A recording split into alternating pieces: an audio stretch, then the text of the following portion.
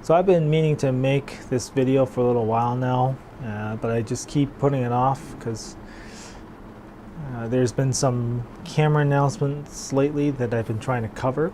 But I'm going to try doing this video today. And it's very fitting that I'm doing it, or I'm going to start this video in my office.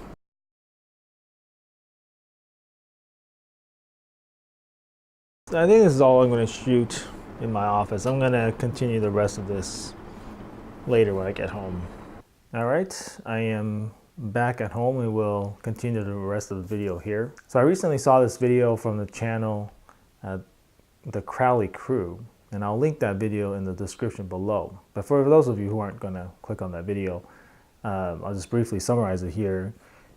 So the guy from the Crowley crew, he posted a video about how he owns an M50, a Canon M50, and he's been using it for his videos and he really likes it.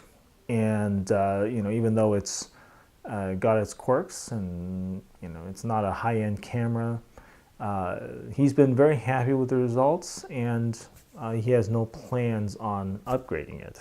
So I really like that video for a couple of reasons. So the first reason is that is extremely relatable, right? Because there are lots and lots of YouTube videos out there talking about the latest camera, and no regular consumer would ever need to go through that many cameras. Most of us will buy a camera and use it for a few years before thinking about upgrading. So the fact that this guy, the Crowley crew, he's got a pretty successful YouTube channel, and he's decided to, you know, act like the rest of us, you know, buy one camera and use it for a respectable duration of time before upgrading. That's very relatable, and I like that.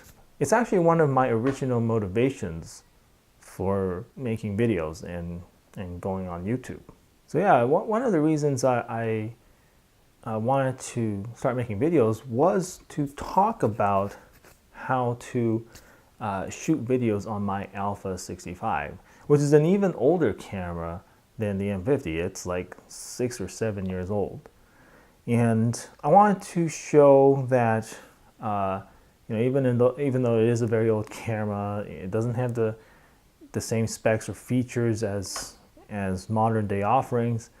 You know, you could still use it and get decent results. And sure, there are quirks, but what I wanted to do was show workarounds for those quirks.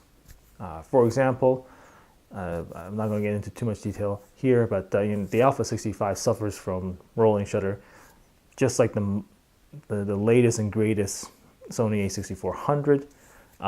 But what I found was that if you shoot at 60 frames a second and then drop down to a 30 frame per second timeline, essentially tossing every other frame, you don't get rolling shutter. Anyway, things like that, workarounds like that, that was actually one of the original intents for me to start making videos and posting it online. I wanted to show that, hey, I can make videos with a 7-year-old camera. So I love that the Crowley crew is doing the same kind of thing. I mean, he got to it before I did, but my camera is older than his. But yeah, I really like the fact that he has also decided that, you know, he's going to use an M50. He's going to function like the rest of us, average Joes, and use that one camera instead of you know, all these other YouTubers going through cameras every couple months. And I gotta say, the Crowley crew, he puts out really good content. I'll be honest, I don't watch it that much for his like shooting tips, but he is able to achieve some very nice looking cinematic B-roll just using his M50. And he's able to overcome the limitations and quirks that come with that camera, and I applaud him for it. You know, there are a lot of YouTube channels that say all you need to get started with YouTube is a cell phone. And I think that's true, right? And that's the reason why I'm shooting with what I have. the Sony Alpha 65, as a super old camera. But the people who are telling us this on YouTube, for the most part, they all have like crazy awesome cameras. Peter McKinnon and Matty Hapuya, I think they regularly shoot on the Canon 1DX Mark II, which is like a $6,000 camera. Either that or they're shooting on like Canon C200s, which are like $8,000 or $9,000 cameras. And then let's not forget all the lenses that they have. They have some pretty quality lenses. They're probably on the order of thousands of dollars. They also have at least one Aperture 120D, which is like a $600 light. And all of that is peanuts if you consider the fact that they may have employees working for that. I don't know about Peter McKinnon, but Matty Hapuya definitely has one employee working on editing for him, right? So these are people who have a tremendous amount of resources that they use to make their YouTube videos. And that's all fine and good, because that's like making YouTube videos is their job, right? And so they're clearly very good at it, and they invest in whatever they need to be the very best that they can, and that's fine.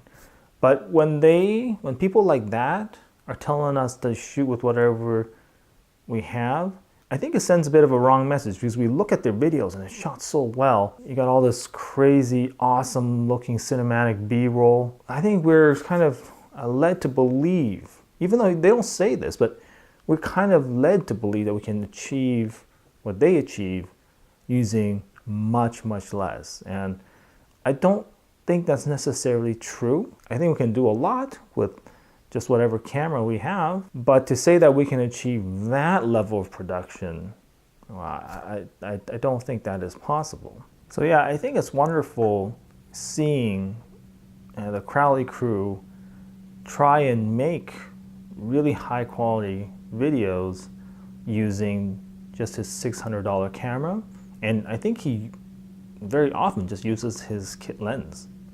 I think he sometimes uses like a wide angle 22mm or something like that.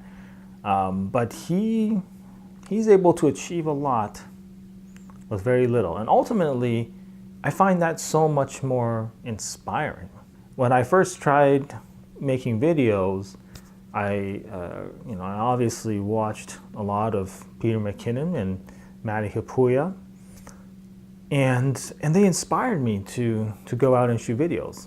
But very quickly, I started to realize that I could not achieve what they were achieving, and it actually led me to become discouraged. And so it's guys like the Crowley crew who actually are even more inspiring, because they're able to achieve so much with so little.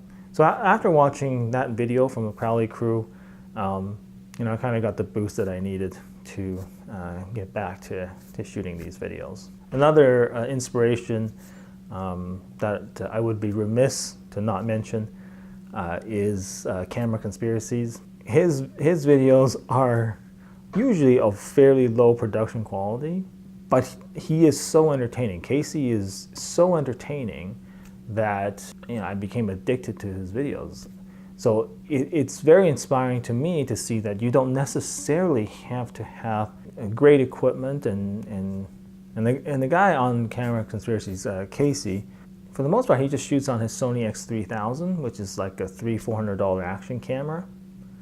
Occasionally, he'll shoot on his Panasonic G85. But yeah, I find it particularly inspiring to see that you can be very entertaining and achieve a lot of success. He's got like over 30,000 subscribers on just the Camera Conspiracies channel. He has another channel that's much bigger. But it's inspiring to see that you can achieve that level of success with so little equipment.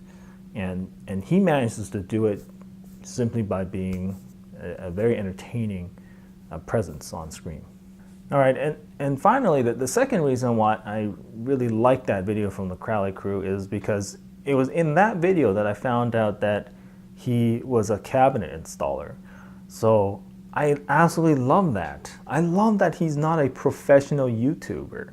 that makes him seem even more like the rest of us, because I have a job. YouTube is not my full-time job. I'm doing this completely just because I enjoy it. I make zero money from this. So it's nice to see that you can keep a day job and still be able to shoot high quality videos and have reasonable success in terms of subscribers and views, like that guy. So I love that about him, and it's extremely inspiring.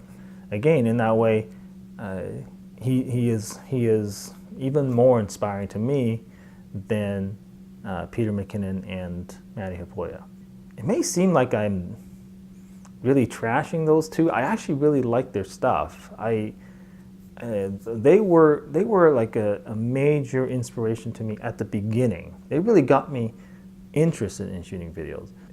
But the guys who are sustaining me are folks like the Crowley crew and Camera Conspiracies.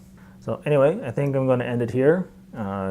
This is a relatively short and simple video. And I'll see you in the next one.